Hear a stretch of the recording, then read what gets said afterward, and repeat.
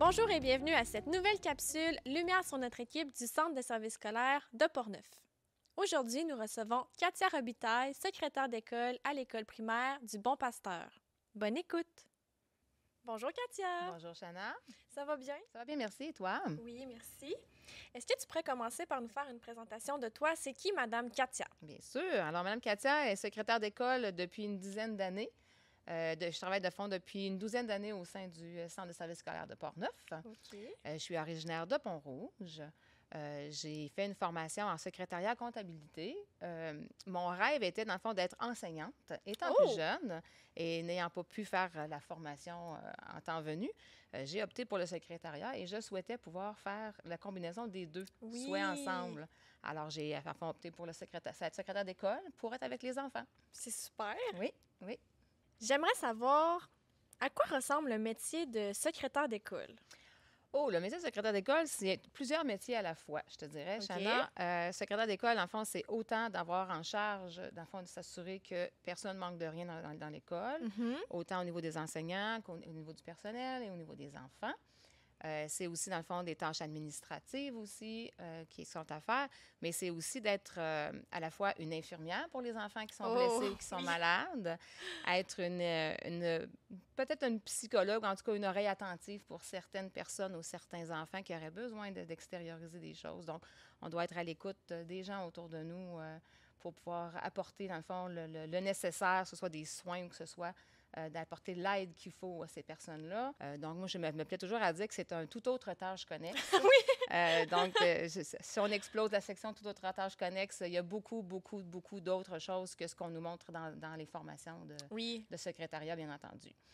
C'est aussi, dans le fond, des tâches au niveau, dans le fond, de la gestion des appels, mais ça vient de rien du tout avec le secrétariat, mais gestion des appels, prendre les messages, s'assurer, dans le fond, que les absences, dans le fond, ont tous été motivés. Donc, on ne cherche pas un enfant, on est certain qu'il est toujours, soit à la maison ou soit à l'école, mais qu'il est en sécurité. Donc, c'est la priorité numéro 1, normalement, qu'on doit avoir. Une partie de gestion du personnel aussi, on ne se le cachera pas. La secrétaire doit s'assurer que tout le monde est en place, qu'il ne manque personne. Donc, c'est beaucoup des choses comme ça, là. C'est pour ça que je dis que c'est toute autre tâche connexe. C'est très polyvalent. Oui, très, très polyvalent. Il faut être à son affaire aussi parce qu'on est souvent dérangé.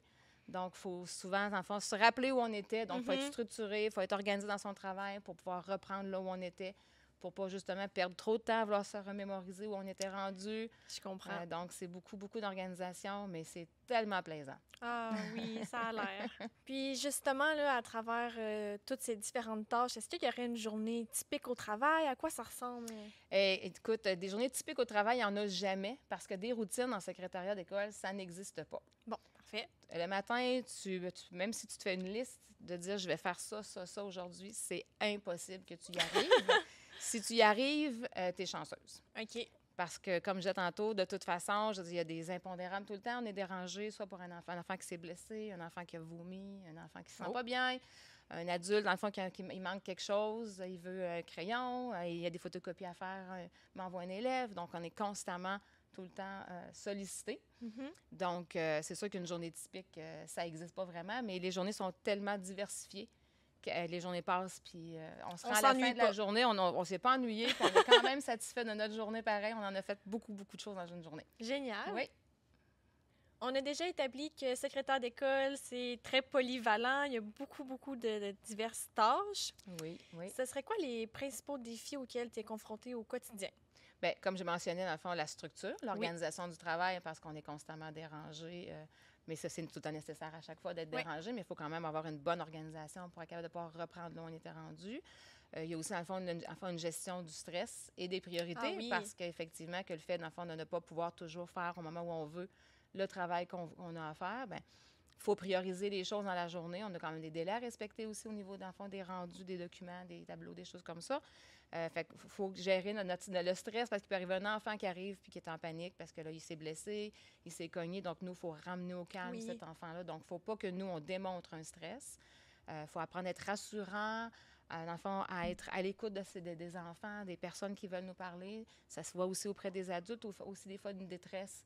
Donc, il faut vraiment être attentif, être à l'écoute de ces gens-là, être rassurant, comme je le disais.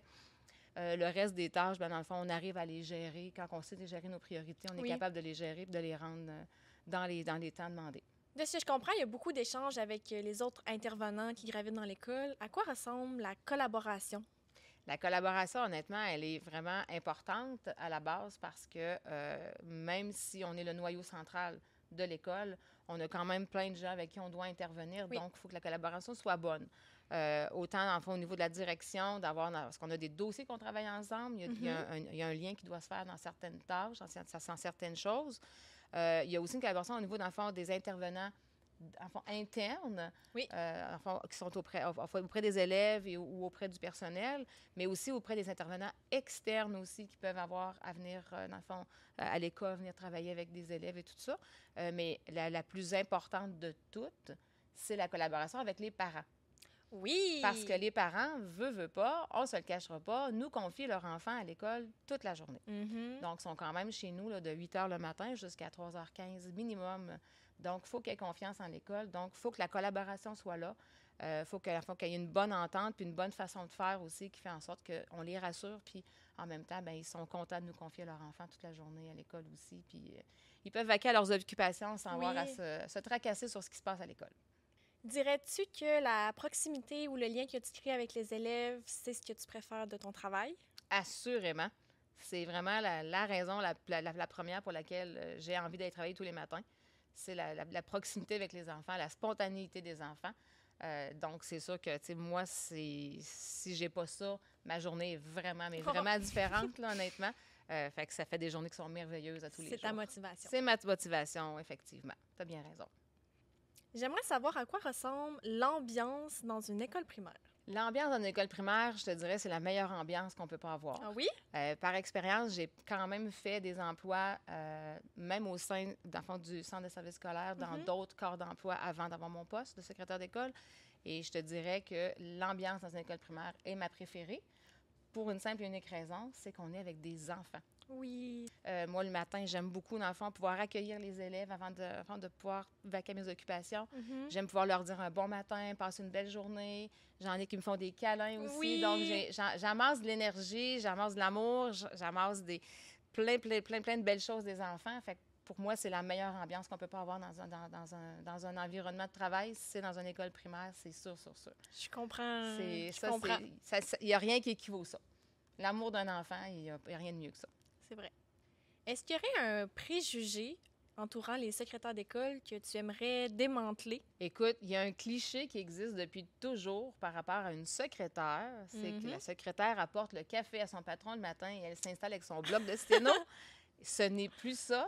Honnêtement, ma directrice à moi, elle n'a pas son café. De temps en temps, je la gâte en ouvrant son air climatisé, mais ça s'arrête là. Le café, en le fond, ça n'existe plus d'apporter le café le matin. En tout cas, s'il y en a qui le font, c'est par gentillesse. C'est par gentillesse, c'est plus par obligation comme dans le temps.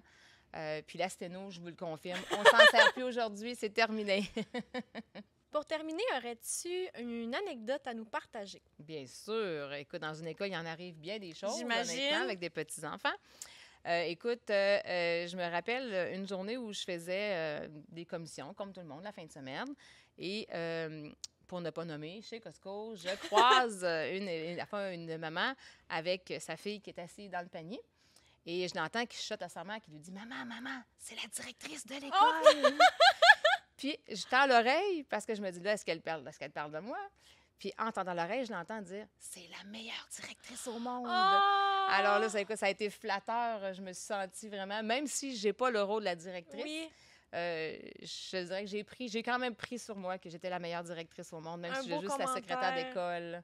Pour elle, j'étais vraiment la directrice. C'était moi qui dirige l'école et je suis la meilleure directrice au monde. Oh, un beau moment. Oui, effectivement. Merci, Katia, pour ton temps et de nous avoir permis de mieux comprendre le métier de secrétaire d'école. Je te souhaite de continuer à t'épanouir dans ton travail et d'avoir d'autres belles anecdotes à nous raconter. Ça me fait plaisir.